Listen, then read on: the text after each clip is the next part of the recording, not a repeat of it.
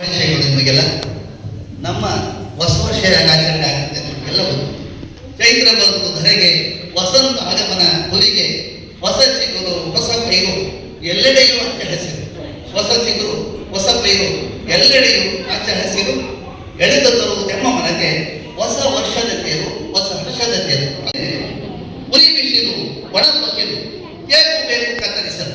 ಉರಿ ಬಿಸಿಲು ಒಣ ಫಸಲು ಕೇಕು ಬೇಕು ಕತ್ತರಿಸಲು. ಗುಂಡು ಬೇಕು ಏರಿಸಲು. ನೀವೆಲ್ಲ ನೆಟ್ಟಿ ಬೇಕು ನೋಡಿರ್ತೀರಿ. ಗುಂಡು ಬೇಕು ಏರಿಸಲು ಬ್ಯಾಂಡು ಬೇಕು ಬಾರಿಸಲು. ಗುಂಡು ಬೇಕು ಏರಿಸಲು ಬ್ಯಾಂಡು ಬೇಕು ಬಾರಿಸಲು. ಹೊಸ ವರ್ಷ ಪ್ರಾರಂಭ ಧಗೆಯಿಂದಲೇ ಆರಂಭ. ಹೊಸ ವರ್ಷದ ಪ್ರಾರಂಭ ಧಗೆಯಿಂದಲೇ ಪ್ರಾರಂಭ. ಇದು ನಮ್ಮ ಹೊಸ ವರ್ಷ ಈ ತರ ಪ್ರಾರಂಭ ಆಗ್ತದೆ. ಆದರೆ ಇದು ನಮ್ಮ ಹೊಸ ವರ್ಷ ಅಲ್ಲ, ಕ್ಯಾಲೆಂಡರ್ ಹೊಸ ವರ್ಷ. ಆದರೆ ನಮ್ಮ ಹೊಸ ವರ್ಷ ಯುಗಾದಿ. ನೋಡಿ, ಒಮ್ಮೆ ಒಬ್ಬ ಮದುವೆ ಆಗಬೇಕು ಅಂತ ಪ್ರಯತ್ನ ಪಡ್ತಾ ಇದ್ದ ಪಕ್ಕದ ಮನೆ ಹುಡುಗ. ಇವನು ರಾಮ ನೋಡ್ತಾ ಇದ್ದ. ಅವನು ಪಾಪ ಬಡಪಾಯಿ.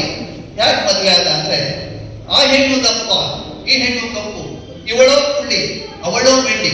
ಆ ಹೆಣ್ಣು ದಪ್ಪ ಈ ಹೆಣ್ಣು ಕಪ್ಪು, ಇವಳೋ ಕುಳ್ಳಿ ಅವಳೋ ಬೆಳ್ಳಿ.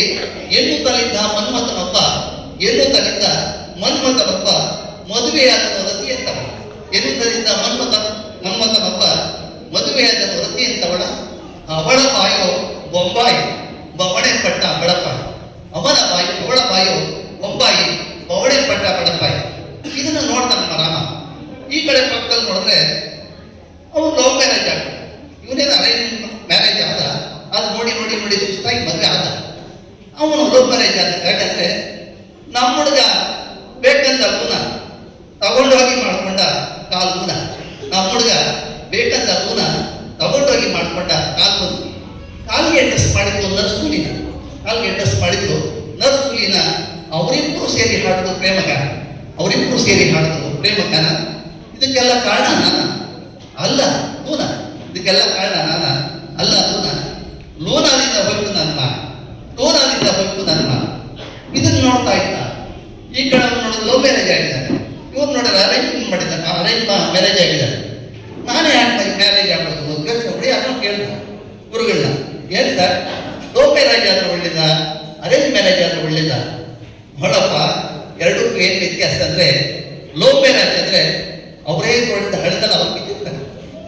ಅರೇಂಜ್ ಮ್ಯಾರೇಜ್ ಅಂತ ಏನಿಲ್ಲ, ಎಲ್ಲ ಸೇರಿ ಜನ ಅವ್ರ ಬಂಧುಗಳಿಗೆ ಎಲ್ಲ ಸೇರಿ ಹಳೆದು ಬಿರ್ತಾರೆ.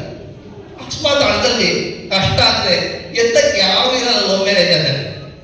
ಅರೇಂಜ್ ಮ್ಯಾರೇಜ್ ಆದ್ರೆ ಸುತ್ತ ಇರ್ತಾರಲ್ಲ, ಪಾಪ ಯಾರೋ ಒಬ್ಬರ ಕೈ ಇಟ್ಟು ಬೇರೆ ಕೇಳಿದ್ದಾರೆ. ಆದ್ರಿಂದ ನೋಡಪ್ಪ, ನೀನು ಯಾವ್ದು ಇಷ್ಟ ನಾನು ಅಂತ ಹೇಳಿದ್ರು. ಆಮೇಲೆ ಅವ್ರು ಯೋಚನೆ ಮಾಡ್ದ. ಈಗ ಹೇಳಿದ್ರಲ್ಲ, ಏನ್ ಮಾಡೋದು? ಮಹಾನ್ ತತ್ವಜ್ಞಾನಿ ಸಾಕ್ರೆಟಿಸ್ ಕೇಳ್ಬಿಡೋಣ, ಯಾವ ತರ ನನ್ನ ಮದುವೆ ಆದ್ರೆ ಒಳ್ಳೇದು? ಲವ್ ಮ್ಯಾರೇಜ್ ಆಗ್ಬೋದಾ ಅರೇಂಜ್ ಮ್ಯಾರೇಜ್ ಆಗ್ಬೋದಾ ಅಂತ ನೋಡ. ಅವನು ಹೇಳ್ದ, ನೋಡಪ್ಪ, ನನ್ನ ಹೆಂಡತಿ ತರ ಹೆಂಡತಿ ಸಿಕ್ಬಿಟ್ರೆ ನೀನು ಲವ್ ಮ್ಯಾರೇಜ್ ಆಗ್ತೀಯಾ ಅರೇಂಜ್ ಆಗ್ತೀಯ ಅಂತ ಮುಖ್ಯ ಅಲ್ಲ.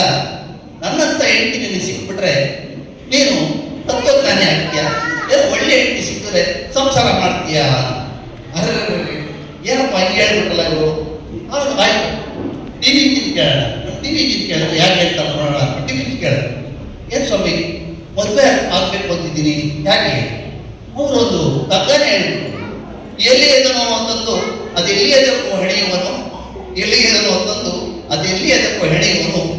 ಒಲ್ಲೆಯೇನೆ ನೀವೇ ಕಿತ್ತಾಡಿಕೊಳ್ಳಿ ಎನ್ನುವನು, ಒಲ್ಲೆಯೇನೆ ನೀವೇ ಕಿತ್ತಾಡಿಕೊಳ್ಳಿ ಎನ್ನುವನು. ಬೆಲ್ಲದ ಅಡುಗೆಯಲ್ಲಿ ಇಡೀ ಮನ್ನ ನೆಚ್ಚುವನು, ಬೆಲ್ಲದ ಅಡುಗೆಯಲ್ಲಿ ಇಡೀ ಮರಣ ನೆಚ್ಚುವನು. ಒಳ್ಳೆಯ ಉಪಕಾರಿ ವಿಧಿ ಮಂಕುತಿಮ್ಮ ಅಂತ ಟಿವಿಯವರು ಹೇಳ್ಬಿಟ್ಟು, ಓ ಸಂಸಾರ ಅಂದ್ರೆ ಹೀಗಿರ್ತದ, ಸರಿ ಅಂತ ಏನ್ ಮಾಡ್ತಾರೆ. ಮತ್ತೆ ಅಲ್ಲಿಂದ ಹೋಗಿ ಮಾಸ್ಟರ್ ಹಿರಣ್ಯನವರು ಕೇಳ. ಮಾಸ್ಟರ್ ಹಿರಣ್ಯನವರು ಹೇಳಿದ್ರೆ, ಹೌದಪ್ಪ, ಹೆಂಡತಿ ಸಂಸಾರ ಎಲ್ಲ ಬೇಕು, ಆದ್ರೆ ಸ್ವತಂತ್ರವಾದ್ರೆ ಒಳ್ಳೆಯದು ಅಂತ ಹೇಳಿ. ಅವ್ರು ಏನ್ ಮಾಡ್ದ, ಆ ರಾಮ ಬಂದು ನನ್ ಕೇಳ, ಏನ್ ಸ್ವಾಮಿ ಮದುವೆ ಆಗ್ಬೇಕಂತ ಇದ್ದೀನಿ, ಏನ್ ಮಾಡ್ತಾವ? ನಾನು ಹೇಳ್ಬಿಟ್ಟೆ, ಆಗ್ಬೋದು ನಿಗೂಢ ರಹಸ್ಯ ಅಂದ್ಬಿಟ್ಟು ಹೇಳ್ಬಿಟ್ಟೆ. ಅವನೇನು ನಾನೇನು ಹೇಳ್ಕೊಟ್ಟೆ ಅಂದ್ರೆ, ಮದುವೆ ಎಂದರೆ ಗಂಡಿಗೆ ಮೂಗುದಾರ ಹಾಕಿ ಹಗ್ಗದ ತುದಿಯ ಹೆಂಡತಿ ಎಂಬ ಅರಸಿಯ ಕೈಗಿತ್ತು. ಮದುವೆ ಎಂದರೆ ಗಂಡಿಗೆ ಮೂಗುದಾರ ಹಾಕಿ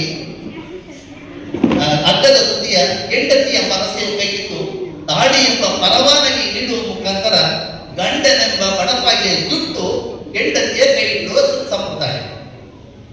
ಮದುವೆ ಎಂದರೆ ಗಂಡಿಗೆ ಮೂಗುದಾರ ಹಾಕಿ ಹಗ್ಗದ ತುದಿಯ ಹೆಂಡತಿ ಎಂಬ ಅರಸೆಯ ಕೈಗಿತ್ತು ತಾಳಿ ಎಂಬ ಪರವಾನಗಿ ನೀಡುವ ಮುಖಾಂತರ ಗಂಡನೆಂಬ ಬಡಪಾಯಿಯ ಜುಟ್ಟು ಹೆಂಡತಿಯ ಕೈ ಇಡುವ ಸಂಪ್ರದಾಯ. ಎನಿಸಿದರೊಮ್ಮೆ ಹಿಂಗ ಅನ್ಸ್ಬಿಡ್ತು ಒಂದ್ಸರಿ. ಪ್ರೀತಿ ಎಂಬ ಮಧುಮರದ ಸವಿಗೇನ ಹೊನಲಾಗಿ ಹರಿಯುವುದು ಭಾವನೆಗಳನ್ನೆಲ್ಲ ಸುಳ್ಳಾಗಿಸುತ್ತಾ ಮತ್ತೊಮ್ಮೆ. ಪ್ರೀತಿ ಎಂಬ ಮಧುಬರದ ಸವಿಗೇನ ಹೊನಲಾಗಿ ಹರಿಯುವುದು ಭಾವನೆಗಳನ್ನೆಲ್ಲ ಸುಳ್ಳಾಗಿಸುತ್ತಾ ಮತ್ತೊಮ್ಮೆ. ಮಕ್ಕಳ ಗಲಾಟೆ ಗೌಜು ಗದ್ದಲಗಳ ಗಡಿಚಿಕ್ಕುವ ಸಂತೆ. ಮಕ್ಕಳ ಗಲಾಟೆ ಗೌಜು ಗದ್ದಲಗಳ ಗಡಿಚಿಕ್ಕುವ ಸಂತೆ. ನಾಗ ನರಕಗಳ ಅಂತ್ಯಕತೆ. ನಾಗ ನರಕಗಳ ಅಂತ್ಯಕತೆ. ಒಮ್ಮೆ ಪ್ರೇಮಾಯಣ, ಒಮ್ಮೆ ರಾಮಾಯಣ, ಎಲ್ಲದರ ರಸಾಯನ ಈ ಸಂಸಾರ ಸಾಗರದ ಪಯಣ. ಒಮ್ಮೆ ಪ್ರೇಮಾಯಣ, ಒಮ್ಮೆ ರಾಮಾಯಣ, ಎಲ್ಲದರ ರಸಾಯನ ಈ ಸಂಸಾರ ಸಾಗರದ ಪಯಣ. ಈಜಬಹುದು ಸಾಗರದ ಸರಾಗದಿಂದ ತೊದುವಲ್ಲಿ ಕಸುವಿರಲು. ಯಾರಿಗೆ ದೇಹದಲ್ಲಿ ಶಕ್ತಿ ಇದ್ರೂ ಆ ಸಾಗರ ಬೇಕಾದ್ರೆ ಈಜಬಹುದು ಸಾಗರದ ಸರಾಗದಿಂದ ತೊದುವಲ್ಲಿ ಕಸುವಿರಲು. ಸಹನೆ, ಶಾಂತಿ, ಸಂಯಮ, ಸಮಾಧಾನಗಳು ಬೇಕು ಸಂಸಾರ ಸಾಗರ ಈಜಲು ಈಜೆ ಜಯಿಸಲು. ಸಹನೆ, ಶಾಂತಿ, ಸಮಾಧಾನಗಳು ಬೇಕು ಸಂಸಾರ ಸಾಗರವು ಈಜಲು ಈಜೆ ಜಯಿಸಲು. ಒಮ್ಮೆ ಕನ್ನಿಯಾಗಿ, ಒಮ್ಮೆ ಕನ್ನಿಯಾಗಿ, ಚೆಲುವ ಕಲೆಯಾಗಿ, ಸೆಳೆವ ಸುಳಿಯಾಗಿ, ಮತ್ತೊಮ್ಮೆ ನಿಗೂಢ ರಹಸ್ಯವಾಗಿ, ಮತ್ತೊಮ್ಮೆ ಸೌಧಾಮಿನಿಯಾಗಿ ಕಾಣುವಳು ಭಾಮಿನಿ ನಿಭಾಯಿಸುತ್ತ 6 ಪಾತ್ರ. ನೀವೆಲ್ಲ 6 ಪಾತ್ರ ಕೇಳಿದ್ರು. ಕಾವ್ಯೇಶು ದಾಸಿ, ಕರ್ಣೇಶು ಮಂತ್ರಿ, ಭೋಜೇಶು ಮಾತ್ರ, ಕ್ಷಮೆಯಾಧರಿತ್ವಿ ಅಂತ 6 ಹೇಳಿದ್ರಲ್ಲ.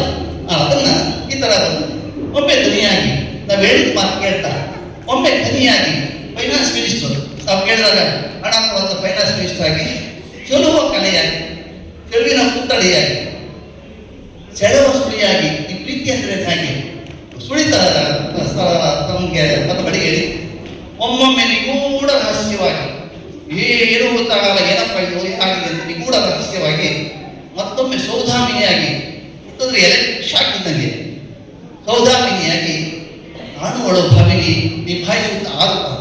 ಈ 6 ಪಾತ್ರನ ಹೆಣ್ಣಾದವಳು ಬಾಳಲ್ಲಿ ಬಯಸ್ತಾ ಇರ್ತಾಳೆ. ಅರಿಯದಲೆ ಬಾಳಿದೊಳೆ ಅರಿಯುವುದಾಗಿ ಬಾಳ ಸೂತ್ರ. ಅರಿಯದಲೆ ಮಾಡಿದೊಳೆ ಅರಿಯುವುದಾಗಿ ಬಾಳ ಸೂತ್ರ. ಬದುಕು ಅಮಂಗಲದ ನದಿ ಪಾತ್ರ. ಬದುಕು ಅಮಂಗಲದ ನದಿ ಪಾತ್ರ. ಕಹಿ ನೆನಪಾಗಿ ಕಾಣುವುದು ಜೀವನ ಸೇರುವುದು ಅಭದ್ರತೆಯ ಕಾನನ. ಕಹಿ ನೆನಪಾಗಿ ಕಾಣುವುದು ಜೀವನ ಸೇರುವುದು ಅಭದ್ರತೆಯ ಕಾನನ. ಆಲಾಪ ಆಕ್ರಂದನ ವಿಚ್ಛೇದನ.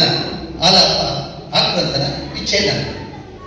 ಒಬ್ಬರನ್ನೊಬ್ಬರು ಅರಿತು ಬೆರೆತು ಅನುಸರಿಸುತ್ತಾ ಬಾಳಿದರೆ, ಒಬ್ಬರನ್ನೊಬ್ಬರು ಅರಿತು ಬೆರೆತು ಅನುಸರಿಸುತ್ತಾ ಸಹಕರಿಸುತ್ತಾ ಬಾಳಿದರೆ ಬಾಳು ನಂದನ ಚಂದನ, ಮಧುರವಾದ ಬಂಧನ, ಘಮಘಮಿಸುವ ಚಂದನ ಅಂತ ಹೇಳಿದ.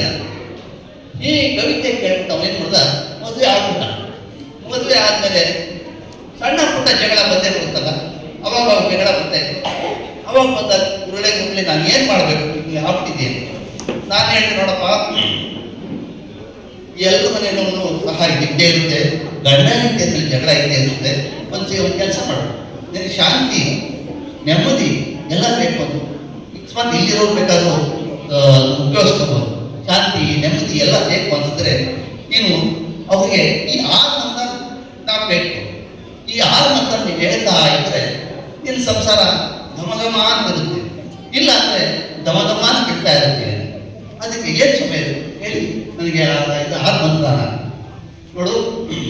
1ನೇ ಮಂತ್ರ ಹೇಳ್ಬೇಕಂದ್ರೆ, ನೀನು ಬಹಳ ಸುಂದರವಾಗಿದ್ದೀಯ, ಈಚೆಗೆ ಎಷ್ಟು ಚೆನ್ನಾಗಿದ್ಯಾ ಅಂತ ಒಂದು ಸರಿ ಹೇಳಿ ಬೆಳಗಿನ ಸಾಯಿ ಆಯ್ತಾ. ಮತ್ತೆ ಅಯ್ಯೋ ಪಾಪ ಏನೇ ಇಷ್ಟೊಂದು ಕೆಲಸ ನನಗೆ, ಇಷ್ಟೊಂದು ಕೆಲಸ ಮಾಡ್ತಿಲ್ಲ ಅಂತ ಒಂದು 15 ಸರಿ ಹೇಳ್ಬಿಟ್ರೆ ಸಾಕು. ಈಚೆ ನೀನು ಎಷ್ಟು ಚೆನ್ನಾಗಿ ಕಾಣ್ತಿದ್ದೆ, ಒಳ್ಳೆ ಬಳ್ಳಿ ಥರ ಬೆಳಗ್ತಾ ಇದೆಯಾ, ಒಳ್ಳೆ ಸಿಂಹ ಆಗ್ತಾ ಇದೆಯಲ್ಲ ನೀನು ಅಂತ ಹೇಳ್ಬಿಟ್ರೆ ಒಂದು 15 ಸರಿ ಅದನ್ನು ಹೇಳ್ಬೇಕು. ಆಮೇಲೆ ಸರಿ ಏನೇ ಇಷ್ಟೊಂದು ಕೆಲಸ ಮಾಡ್ತಿಲ್ಲ, ಮನೆ ಬೆಳಗಿನ ಸಾಯಂಕಾಲ ಸ್ವಲ್ಪ ರೆಸ್ಟ್ ತಗೊಂಬಲ್ಲ ಅಂತ ಒಂದು 25 ಸರಿ ಹೇಳ್ಬೇಕು. ಒಂದು ಸರಿ ಅಲ್ಲ, ಒಂದು 25 ಸರಿ ಹೇಳಿದ್ರೆ ಸಾಕು. ಆಮೇಲೆ ನಿನ್ನ ಆರೋಗ್ಯದ ಕಡೆ ಗಮನ ಕಡೆ ಏನೇ ನೀನು ಆರೋಗ್ಯದ ಕಡೆ ಗಮನನೇ ಕೊಡಲ್ಲ, ಆರೋಗ್ಯದ ಕಡೆ ಗಮನ ಕೊಡೆ ಅಂತ ಒಂದು 30 ಸಲ ಹೇಳಿದೆ ಸಾಕು. ಆ ನಂತರ ಇನ್ನು ತೋರ್ಮನೆಯವರು ಒಳ್ಳೆಯವ್ರ ಕಡೆ ತುಂಬಾ ಒಳ್ಳೆಯವರು, ತೋರ್ಮನೆಯವರು ಕೊಡ್ತಾ ಇದ್ರು. ಒಂದು 100 ಸಲ ಉಳಿದು ಸಾಕು. ಇಷ್ಟು ಮಾಡಿದ್ರೆ ನಿನಗೆ ನೆಮ್ಮದಿ ಸಿಗುತ್ತಪ್ಪ ಅಂತ ಹೇಳಿದೆ. ಅವನು ಈಗ ಆರಾಮಾಗಿದ್ದಾನೆ. ಹೇಳ್ದಮ್ಮ, ನಾನು ತುಂಬಾ ಚೆನ್ನಾಗಿದ್ದೀನಿ ಸರ್, ನನ್ನ ನೀವು ಕೇಳಿರುವಂಥ ಟಿಪ್ಸ್ ಎಲ್ಲ ಕೇಳಿ ನನಗೆ ಆನಂದ ಆಯಿತು, ನನ್ನ ಜೀವನದಲ್ಲಿ ನೆಮ್ಮದಿ ಸಿಕ್ತು ಅಂತ ಹೇಳ್ದ. ಏನಾಯ್ತು? ಅದಕ್ಕೆ ಮುಂಚೆ ಒಂದು ಇಲಿ ಒಂದು ಹುಲಿ ಪಕ್ಕದ ಮನೆಯ ಫ್ಯಾಮಿಲಿ ಅಂತಿತ್ತು. ಆ ಇದ್ದಂಥ ಸಂಸಾರ ಈಗ ತುಂಬಾ ಚೆನ್ನಾಗಿ ಗಲಾಟೆ ಇದ್ದಂಗೆ ಕಟ್ಕೊಂಡು ಹೋಗ್ತಾ ಇದೆ. ಈ ಟಿಪ್ಸ್ ನಿಮಗೆ ಇಷ್ಟ ಆದರೆ ನೀವು ಜೀವನದಲ್ಲಿ ಬಳಸ್ಕೊಳ್ಳಿ ಅಂತ ಹೇಳ್ತಾರೆ. ನನಗೆ ಈ ಅವಕಾಶ ಕೊಟ್ಟಂತ ಎಲ್ಲರಿಗೂ ಧನ್ಯವಾದಗಳು.